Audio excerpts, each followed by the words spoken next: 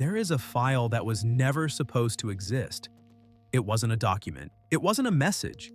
It wasn't a trace left out of carelessness or negligence. According to every system log, every access record, every forensic scan conducted after the fact, this file should not have been there, and yet it was. Time-stamped, intact, sitting in a directory that no one had touched in over 2 years. The man who created it had already vanished. And that's the part that investigators keep coming back to.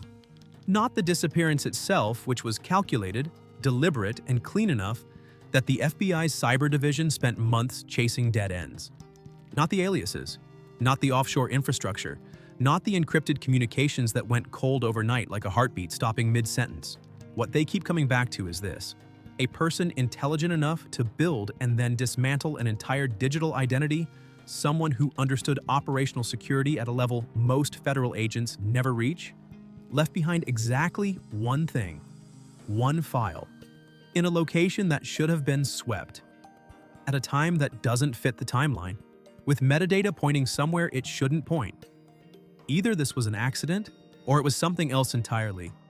This is the case of the man who called himself Vanta. Nobody knew his real name at first. In the underground forums where he operated, forums that existed on the margins of the indexed internet, accessible through layered authentication and invitation-only gateways, he was simply Vanta. No profile photo, no personal details, no digital footprint that connected to anything traceable in the conventional sense.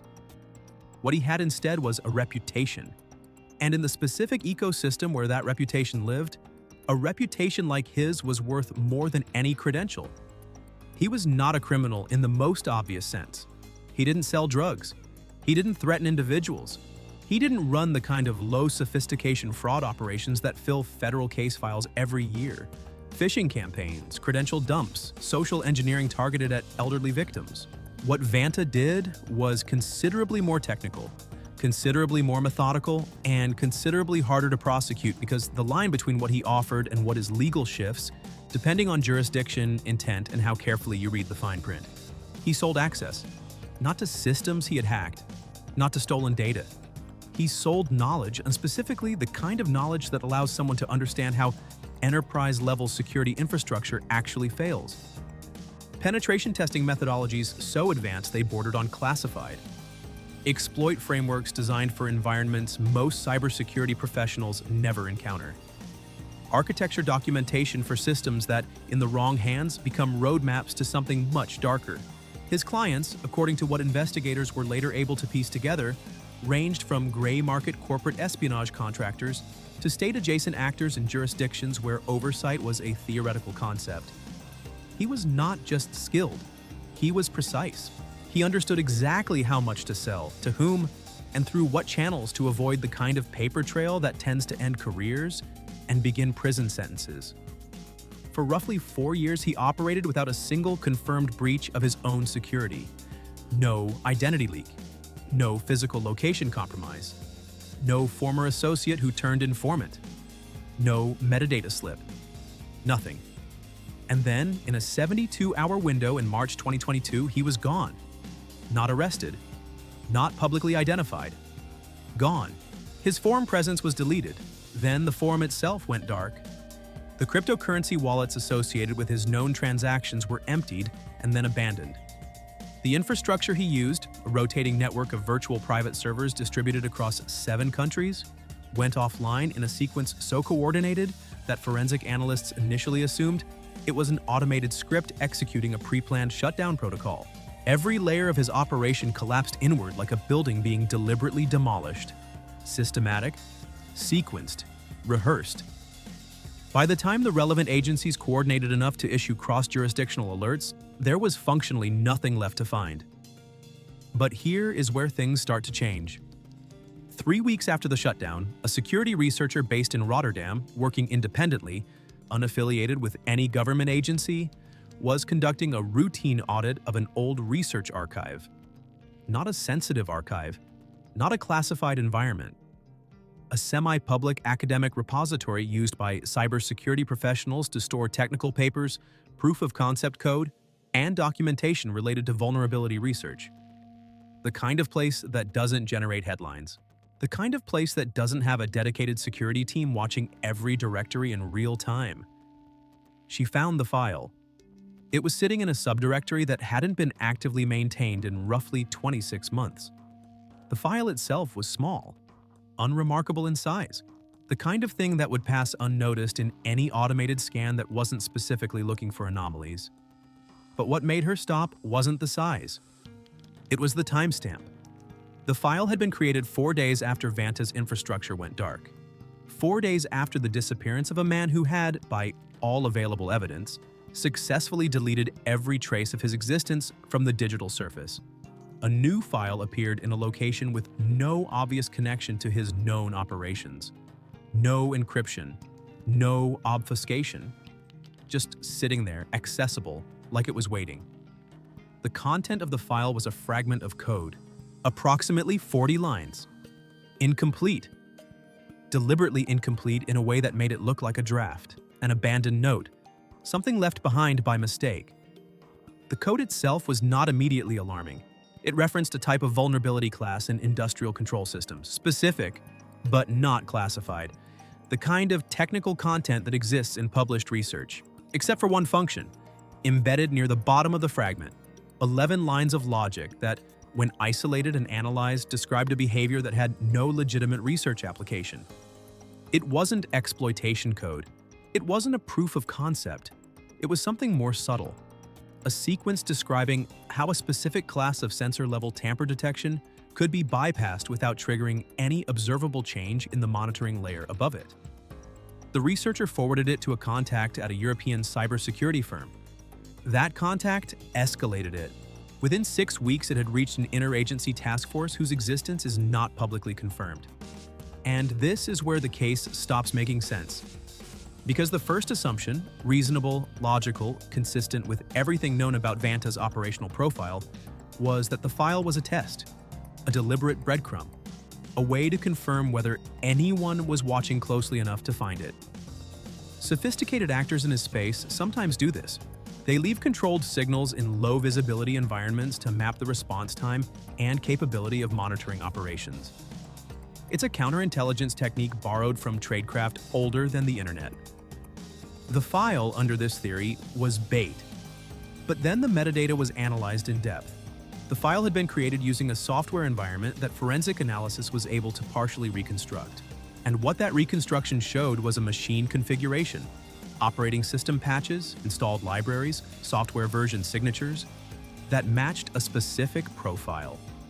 Not a profile linked to Vanta's known infrastructure. A profile linked to a device registered to a graduate student at a technical university in Eastern Europe. A real person, with a real identity. With no known connection to Vanta's operations, no known involvement in any underground forum, no prior flag in any database the task force had access to. The graduate student was interviewed. She had no idea what the file was. She had no memory of creating it.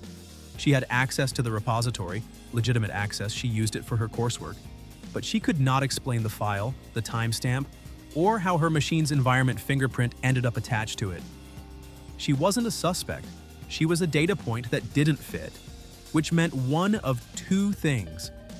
Either Vanta had access to her system, used it to plant the file, and in doing so, left her fingerprint as a layer of misdirection, which would be extraordinarily sophisticated and would require a level of pre-positioning that suggested the file wasn't improvised but was planned far in advance.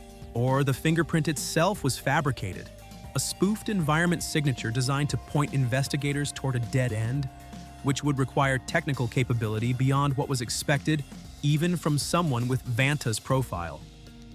Both explanations are possible. Both explanations create new problems. Because if the file was pre-planned, if Vanta had positioned this breadcrumb before he disappeared, as part of the shutdown protocol itself, then the question becomes, why? What does a file like this accomplish? It draws attention to something. It signals capability in a domain that didn't appear in his previous operational profile. Industrial control systems were not Vanta's known specialty. He had never sold anything related to that sector. His forum reputation was built on enterprise IT environments and communications infrastructure, not the operational technology systems that run power grids, water treatment facilities, and manufacturing plants. So why, in his final communication with the world, if that's what this was, did he point directly at that sector? And if the fingerprint was fabricated, then the level of capability required to do it convincingly enough to pass initial forensic review is itself a signal. Not a mistake, not a slip, a deliberate demonstration. This is where the two hypotheses collapse into each other. Because the most unsettling reading of this case isn't that Vanta made a mistake. The most unsettling reading is that he knew exactly what he was doing, and the purpose of the file was not to hide something but to show something. Not a clue left accidentally, a message composed intentionally. And the question the task force couldn't answer, the question that reportedly caused significant internal disagreement, was whether the intended recipient was law enforcement, a client, a competitor, or someone else entirely. There is a third hypothesis, smaller, less discussed, but present in the documentation. The possibility that the file was not created by Vanta at all, that someone else, someone with knowledge of his methods, his infrastructure, his operational patterns, created the file after his disappearance and used a spoofed environment profile to associate it with his known signature. Not to frame him, since he was already gone, but to speak in his name, to use the credibility of his disappearance as a transmission channel, to ensure that whatever was encoded in those 40 lines of code would be taken seriously, analyzed deeply, escalated quickly, because it arrived with the invisible signature of someone whose reputation the intelligence community had spent months trying to locate.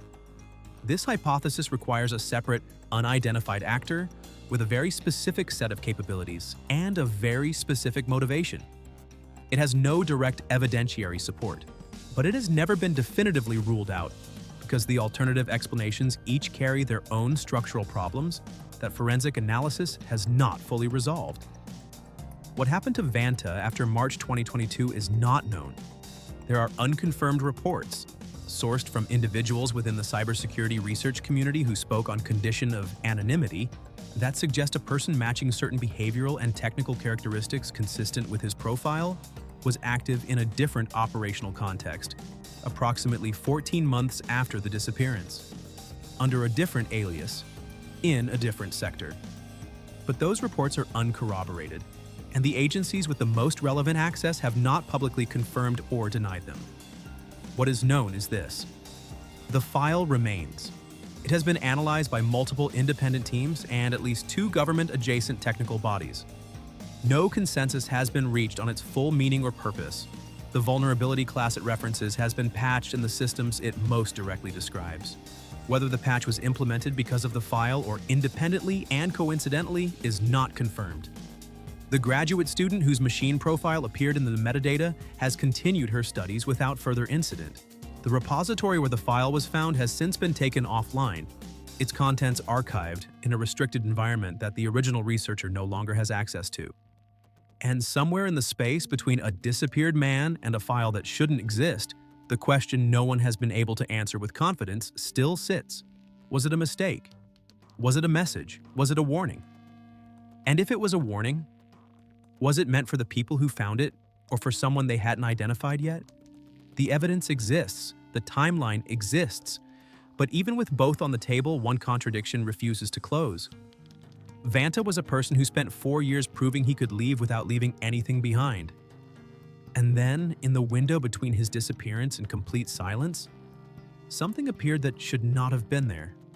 Something specific. Something technically meaningful. Something that required either a catastrophic lapse in judgment from one of the most operationally disciplined figures the Underground had produced in a decade, or a decision. A deliberate, calculated, impossible-to-explain decision. And that is why this case still refuses to make complete sense. Because you can accept the mistake. You can accept the message. What you can't do is accept both at the same time. And every time investigators try to settle on one, the other becomes more convincing. The file keeps pointing somewhere. It just doesn't point cleanly. And somewhere out there, whether in a server room, a safe house, or a jurisdiction where extradition is a theoretical concept, Vanta, or whoever he became after March 2022, already knows whether anyone understood what was left behind. The real question is whether understanding it changes anything, or whether that too, was part of the calculation.